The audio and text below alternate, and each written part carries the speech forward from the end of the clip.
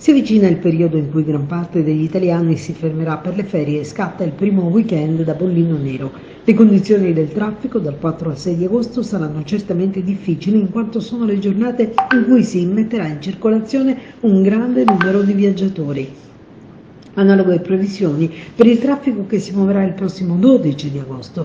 Prese d'assalto saranno di certo le località di mare, le cui spiagge fanno già registrare il tutto esaurito. Molti turisti in città e che affollano la Valle dei Templi, aperta fino a tarda sera.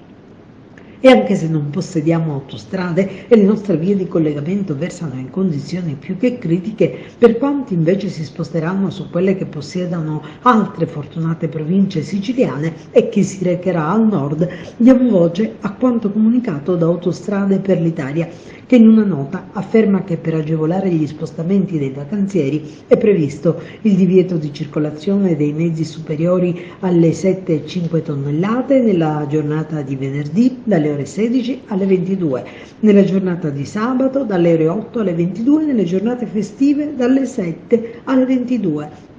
E poi prosegue la collaborazione tra Autostrade per l'Italia e la Polizia di Stato per sensibilizzare i viaggiatori sulla sicurezza stradale e promuovere comportamenti corretti alla guida. A partire da sabato 5 agosto e durante altri 2 weekend del mese, nelle principali aree di servizio della rete autostradale, i poliziotti della Polizia Stradale forniranno consigli sulla guida sicura e informazioni utili sulle condizioni di viabilità in tempo reale.